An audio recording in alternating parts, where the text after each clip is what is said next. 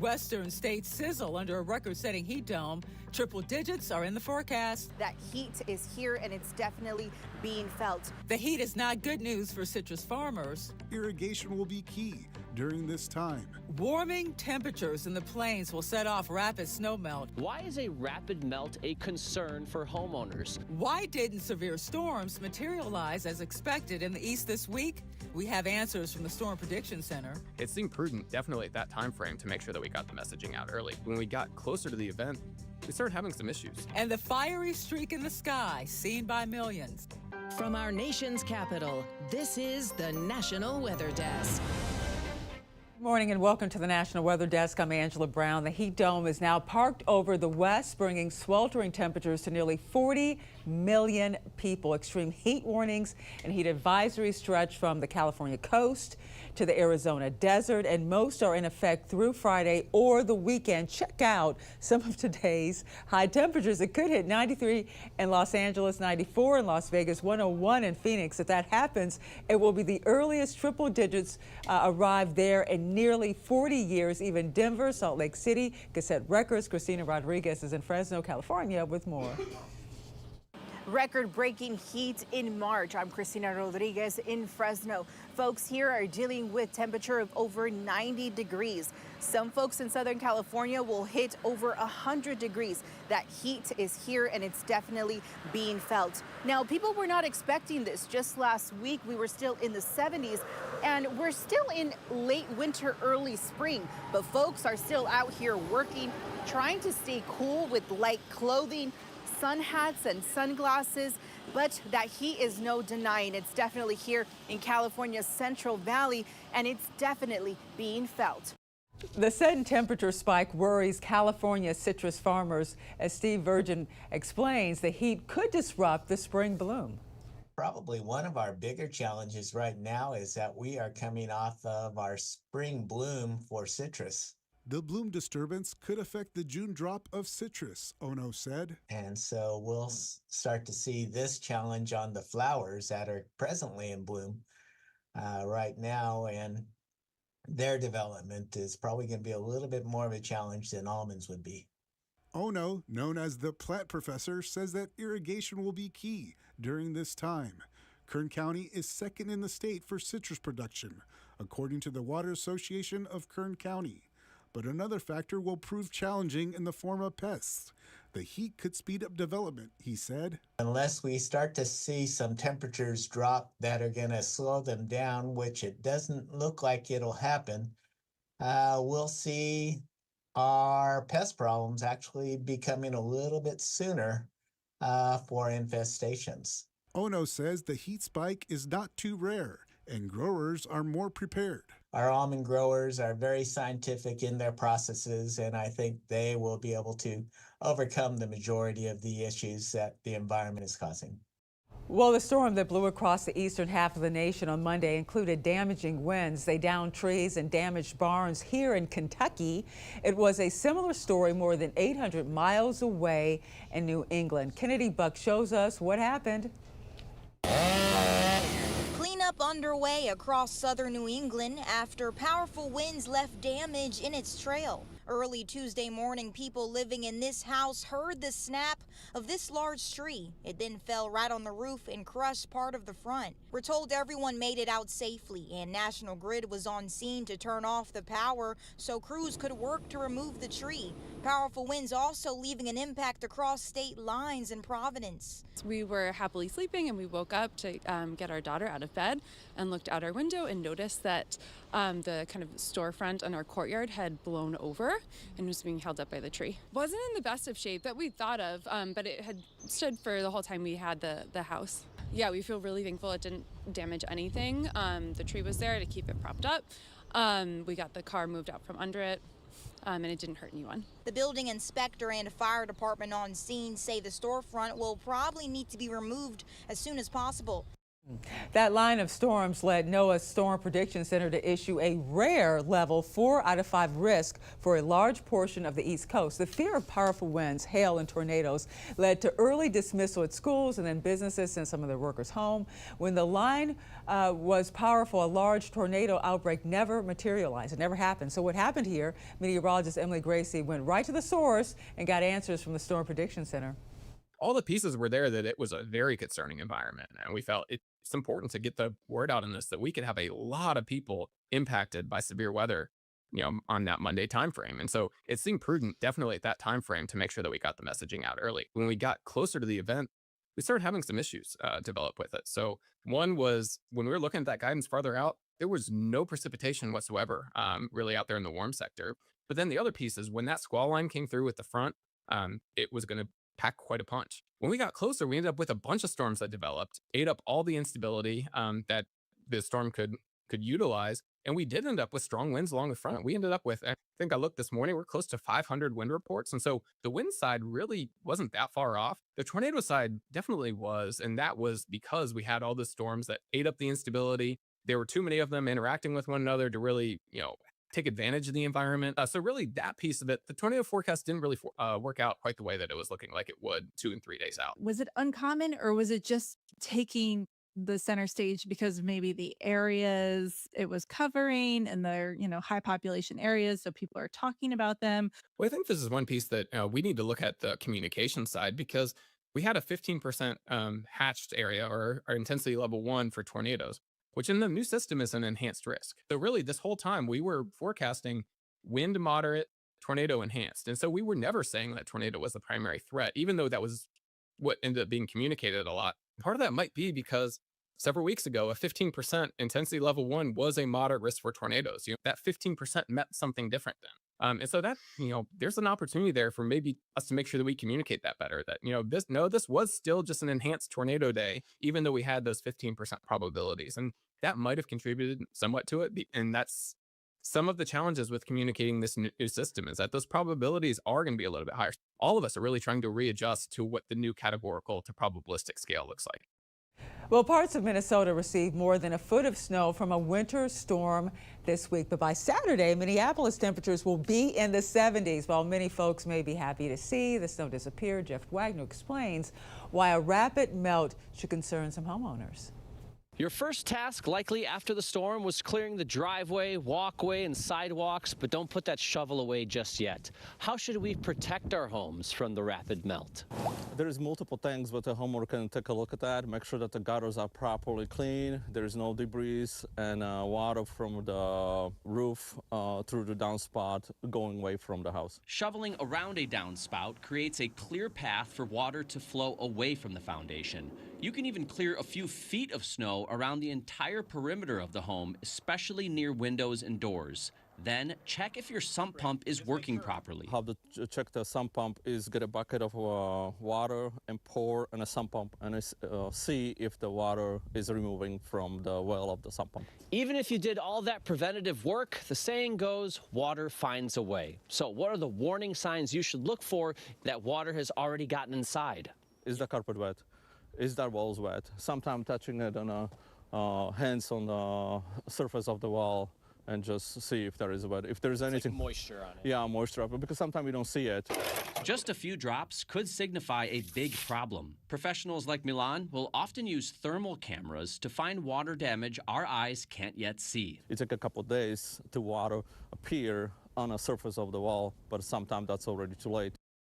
Well, you may have seen one of the millions of people who saw or heard a meteor enter the Earth's atmosphere yesterday morning. NASA now says it was actually a small asteroid, nearly 6 feet in diameter and weighing around 7 pounds. It was visible in a number of states here as it flew 34 miles through the upper atmosphere at 45,000 miles per hour. When it broke up, it unleashed energy equal to 250 tons of TNT, creating the boom which shook homes and also buildings. Some fragments fell to the ground, producing meteorites in the vicinity of Medina County, Ohio. And coming up on the National Weather Desk, we're not far off from spring temperatures. We'll show you why this could be dangerous for people living along rivers and also some streams. And we'll head to Alabama to see how one small town is recovering a year after a deadly tornado strike.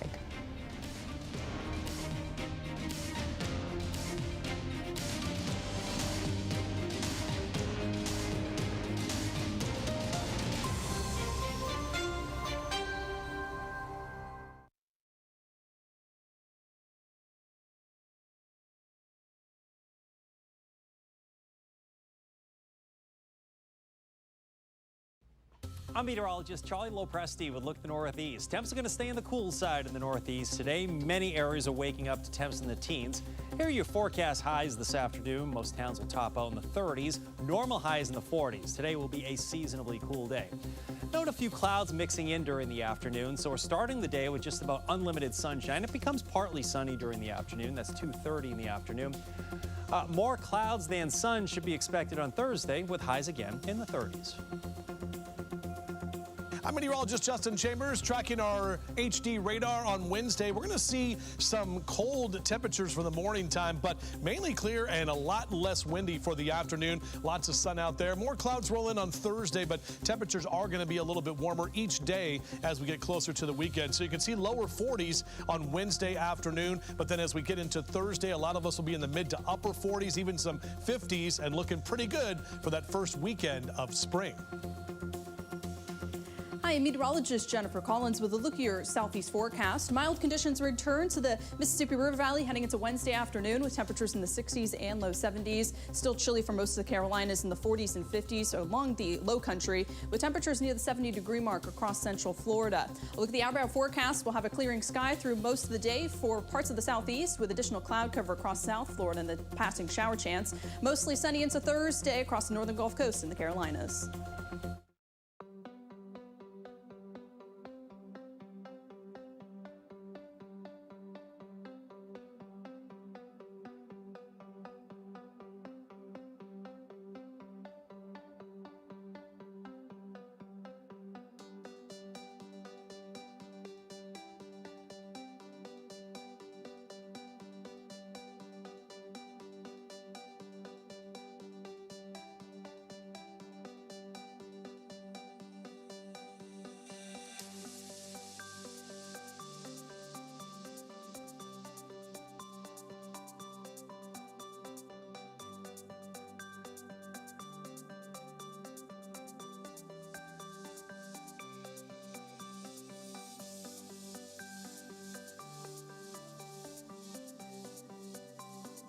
Weather Window, presented by the National Weather Desk. Severe storms brought down trees in Maryland as well as across Rhode Island. Green Bay's blizzard fell just short of breaking the city's all-time snow record, while a few inches turned West Virginia into a winter wonderland. Broken, melting ice known as ice shoves are piled high along New York's Lake Oneida. And this isn't modern art, it's pollen in stormwater runoff in South Carolina. For more content like this, like the National Weather Desk on Facebook. As weather warms, ice along rivers and streams melt. This could lead to flooding and something called ice jams. Meteorologist Max William is in Maine with more. It's always a concern. Kasha Gray, the owner of Gerard's Pizza in Gardner, is keeping a close eye on the Kennebec River. Once I see that river get any higher, then I'll probably start maybe trying to prep a little bit more. Gray says she doesn't want to go through what happened to her pizza joint just over 2 years ago when the severe flooding of the Kennebec fully submerged their basement, reaching all the way up to their kitchen floor. We lost our hot water heater and some other things down there, and then our floor in here got damaged a little bit, so that had to be replaced. But thanks to recent warm temperatures and today's rain, experts say that's allowed the ice to break up and move downriver, as you can see in this time-lapse video taken in Augusta, showing the Kennebec River going from covered with ice to open water. We were very happy that the gradually warming temperatures really helped break up that ice. Casey Himes, the co-owner of Cushnock Brewing Company, which sits right on the Kennebec River in Augusta, was also damaged by flooding at the end of 2023. Merchandise, extra glassware, refrigeration, restaurant stuff. And trashed. trashed, unfortunately. I'm not, excited about throwing out a bunch of cash to do it again, but it's largely out of our control. We take our lumps and we move forward. Well, just before all the snow moved in, heavy winds brought heavy surf to parts of Lake Michigan shoreline. It made for some spectacular viewing, and people in the area came out to try and grab the perfect photo of all of those giant waves. Eric Peterson has that story. I live close by. I'm a local photographer. Okay. And why wouldn't I come out here? I love it when it gets like crazy like this and all you can hear are the waves. On days like this, Patty Rain says waves can carry them 40 to 50 feet into the air. Gale force winds. I would say these are definitely gale force winds. Wow. Yes. Those high winds put the 900-foot-long steel and concrete break wall to the test. Matt Murphy is Algoma City Administrator. It is doing its job. It's doing everything it's supposed to be doing. Where it's coming up is quite something to see. It's pretty significant. We have not seen that in some time, but yet our wall the last 2 years was under construction. So, it's something to see now that the wall is completed and what that actually looks like.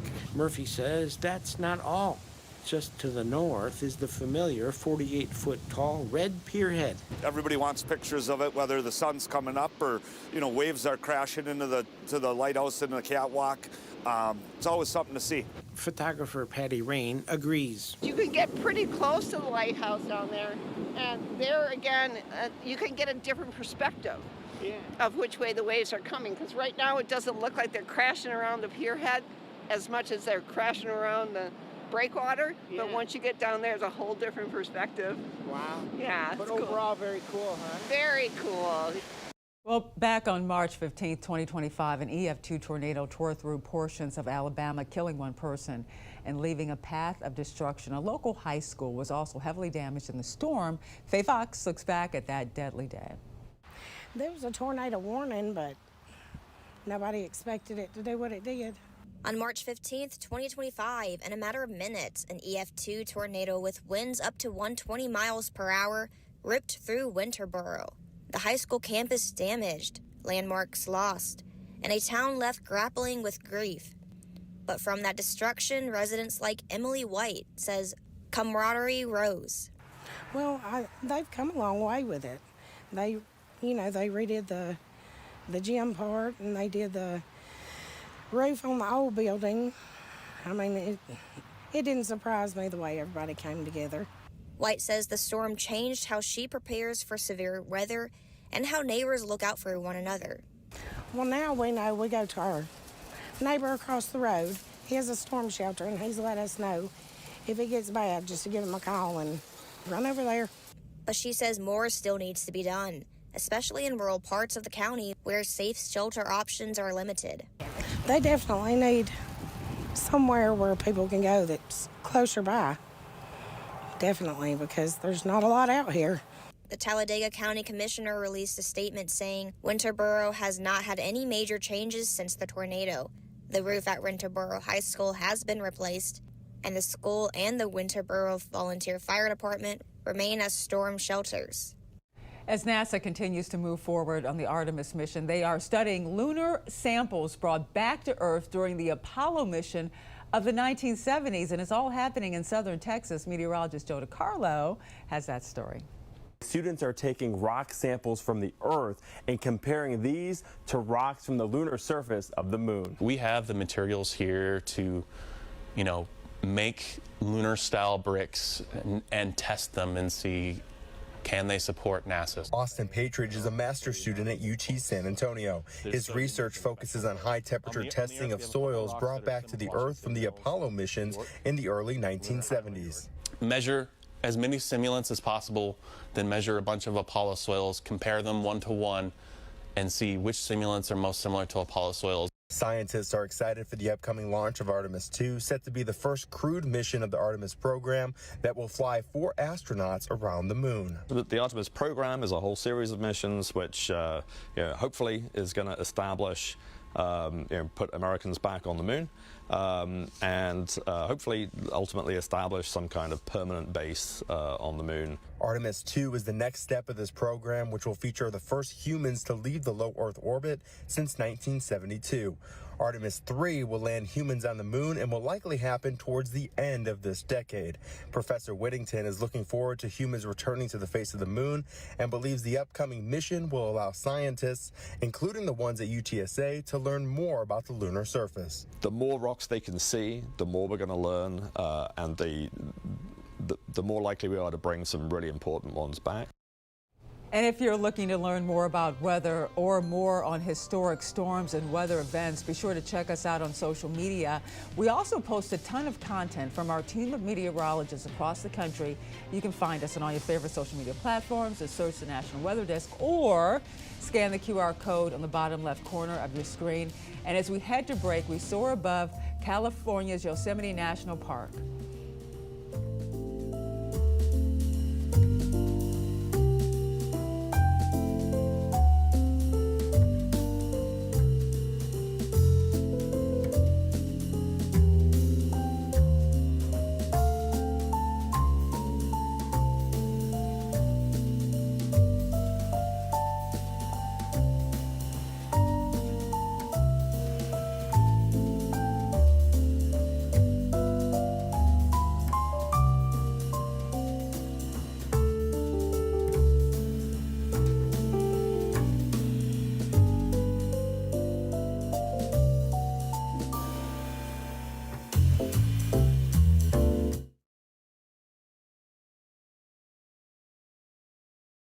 Good morning, everyone. I'm meteorologist Sarah Converse. We do have a disturbance that's working its way through parts of the Midwest, bringing in the chance for a few snow showers for Milwaukee, 38, South Bend, 37, Columbus, 40 degrees, and then drier in Springfield, 56 with partly cloudy skies. And then for tonight, temperatures vary across the region with 34 for the low in Columbus, 40 for Springfield, Illinois. Well, a good Wednesday morning to you. Meteorologist Chris Suchet. Look at our forecast today across the region, and we've got a little bit of a chill in the air to get the day started. Jackets and some coats are on in the 40s to around 50. Afternoon looks really nice. A lot of sunshine, a few passing clouds, eastern parts of the region. Highs from 67 Little Rock, 60s in New Orleans to 70s to around 80 or so. And then we step into Thursday's forecast, a day of sunshine. And notice those temperatures getting a little bit warmer as well.